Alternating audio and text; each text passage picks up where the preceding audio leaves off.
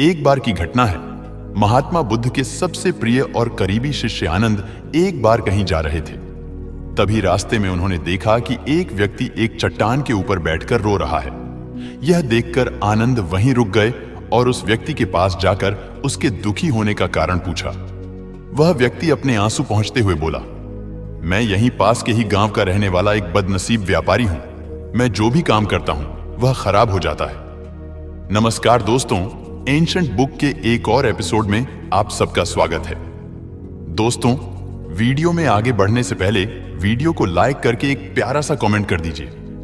व्यापारी कहता है कि व्यापार के चक्कर में मैंने अपनी मां और पत्नी के गहने गंवा दिए, अपने परिवार को खो दिया और यहां तक कि अब तो मेरा घर और खेत भी गिरवी रखा है। मुझे तो लगता है कि मेरी किस्मत ही खराब है।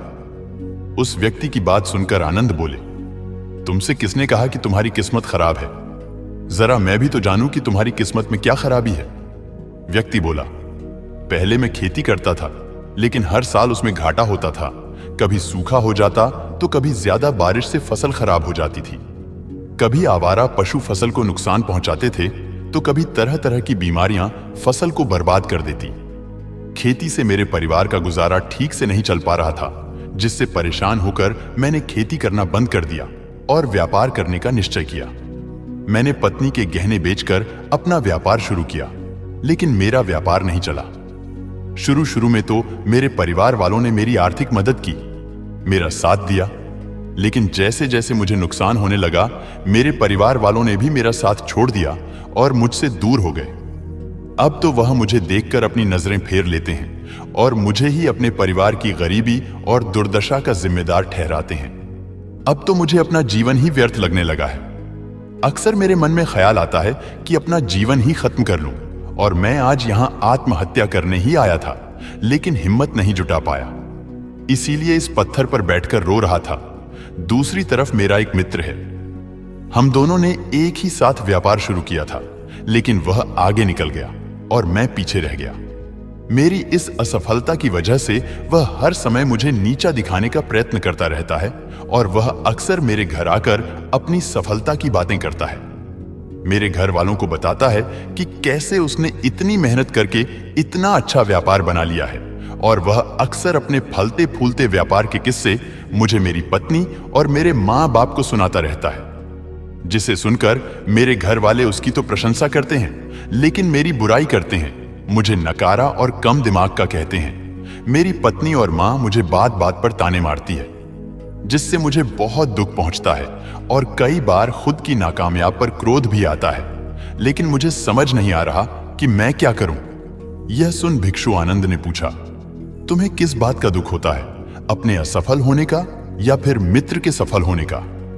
सवाल सुनकर वह व्यक्ति एक पल के लिए सोचने लग गया, फिर बोला, अगर सच कहूं तो मुझे अपने असफल होने का उतना दुख नहीं होता जितना कि मित्र के सफल होने का होता है। भिक्षु आनंद ने अगला प्रश्न किया, अगर तुम्हारा मित्र व्यापार में असफल हो जाता और तुम सफल हो जाते तो क्या तुम खुश होते? व्यक्ति ने कहा, हां, मुझे बहुत खुशी होगी। आनंद बोले, इसका मतलब कि तुम्हारी खुशी तुम्हारे मित्र पर निर्भर करती है। अगर वह चाहे तो तुम्हें खुश कर सकता है, और अगर वह चाहे तो तुम्हें दुखी भी कर सकता है। तुम स्वयं से ना तो खुश हो सकते हो और ना ही दुखी हो सकते हो। भिक्षु आनंद की बातें सुनकर व्यक्ति कुछ देर के लिए सोच में पड़ गया और फिर बोला, आपकी बातें सुनकर मुझे कुछ आशा बन रही है। तभी भिक्षु आनंद ने कहा, जब हम किसी से आशा बांध लेते हैं तो उस पर निर्भर हो जाते हैं, फिर हमारी खुशी और दुख भी उसी पर निर्भर करने लगते हैं। इसीलिए सबसे बेहतर है कि तुम स्वयं से आशा बांधो। जब तुम ऐसा करोगे और साथ ही पूरी मेहनत और ईमानदारी से काम करोगे तो तुम्हें सफलता अवश्य प्राप्त होगी। तुम्हें लगता है कि तुम्हारा मित्र तुम्हें नीचा दिखाने आता है, दुखी करने आता है, पर अगर ईमानदारी से विचार करो तो वह बातें तो सच्ची ही कहता है। वह अपने संघर्ष और अनुभव की बातें बताता है, तो उन बातों से बहुत कुछ सीख सकते हो। तुम्हें तो इसके लिए उसका धन्यवाद करना चाहिए कि तुम्हें घर बैठे इतने सारे अनुभव मिल रहे हैं। तुम उन अनुभवों का लाभ उठाओ, नई शुरुआत करो, ईमानदारी से कर्म करते जाओ, हार मत मानो, एक दिन तुम्हें सफलता जरूर मिलेगी।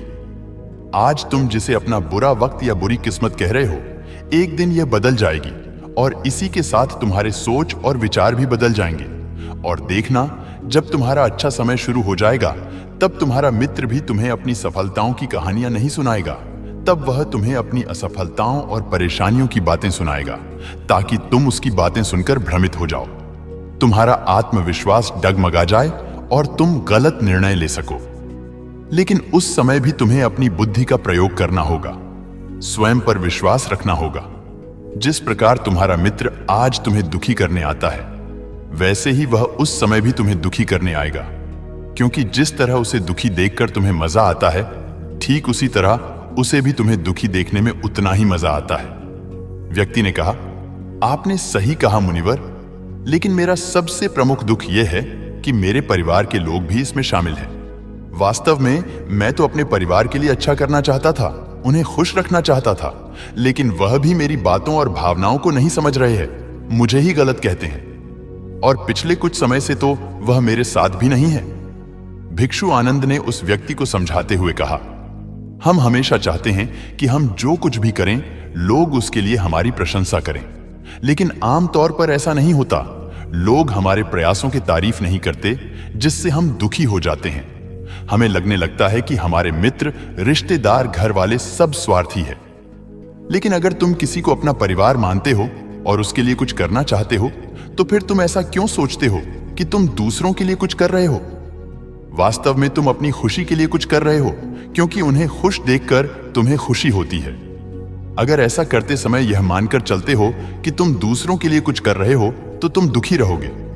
लेकिन अगर तुम्हें लगता है तुम स्वयं के लिए कर रहे हो, तो तुम खुश रहोगे, क्योंकि जब हम स्वयं के लिए कुछ करते हैं या करना चाहते हैं, तो हमें इसके लिए सांत्वना की जरूरत नहीं होती। भिक्षु आनंद की यह बातें सुनकर उस व्यक्ति के चेहरे के भाव पूरी तरह से बदल गए। उसने कहा, आप सही कह रहे हैं मुनिवर, मैं समझ गया कि अब तक मेरी किस्मत इसीलिए खराब थी क्योंकि वह दूसरों के हाथों में थी।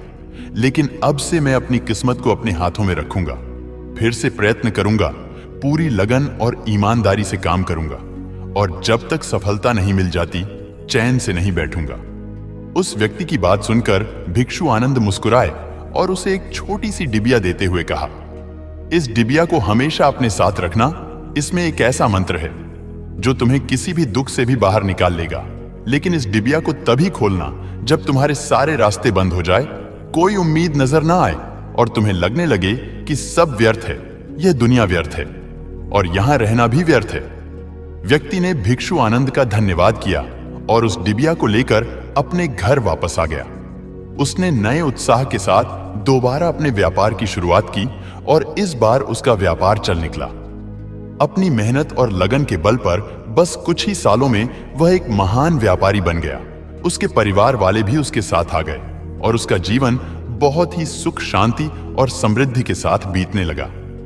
लेकिन समय और किस्मत के खेल को आज तक ना कोई समझ पाया है और ना कोई समझ पाएगा। यह सदा एक जैसा नहीं रहता, यह बदलता रहता है। उस व्यक्ति के जीवन में भी बदलाव आया। वह व्यक्ति जिस राज्य में रहता था, उस राज्य पर बगल वाले राज्य के राजा ने हमला कर दिया। उस हमले और लूटमार में उस व्यक्ति का सारा धन भी लूट लिया गया। उसकी दुकानें और घर सब जला दिए गए। जान बचाने के लिए वह अपने परिवार के साथ वहां से भाग गया।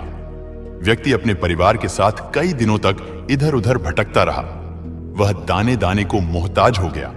उसका बच्चा बीमार हो गया और इलाज के अभाव में बीमारी से बुरी तरह तपने लगा। यह देखकर उसका हृदय चित्कार कर उठा। उसके पास अपने बेटे के इलाज और परिवार को खिलाने के लिए धन के नाम पर एक सिक्का भी नहीं था।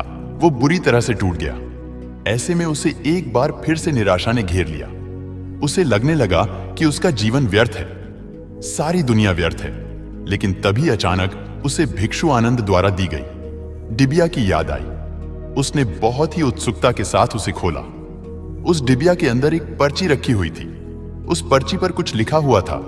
उस पर्ची को देखकर उसकी आंखों के सामने छाया हुआ निराशा का अंधेरा हट गया और वह एकदम से मुस्कुरा उठा। उस पर्ची पर लिखा था, यह वक्त भी गुजर जाएगा। दोस्तों, यह कहानी हमें सिखाती है कि समय के खेल को समझना असंभव है। यह हमेशा बदलता रहता है। इसीलिए बुरी परिस्थितियों में हमें अत्यधिक निराश नहीं होना चाहिए। आत्मविश्वास बनाए रखना है, क्योंकि समय बदलता जरूर है। आज बुरा है तो कल अच्छा भी जरूर आएगा, और एक दिन तेरा भी वक्त आएगा। दोस्तों, इसी तरह और भी मोटिवेशनल कहानी, बुद्ध की कहानियों के लिए हमारे चैनल को सब्सक्राइब कर लीजिए और साथ ही वीडियो को लाइक करके एक प्यारा सा कमेंट कर दीजिए। धन्यवाद।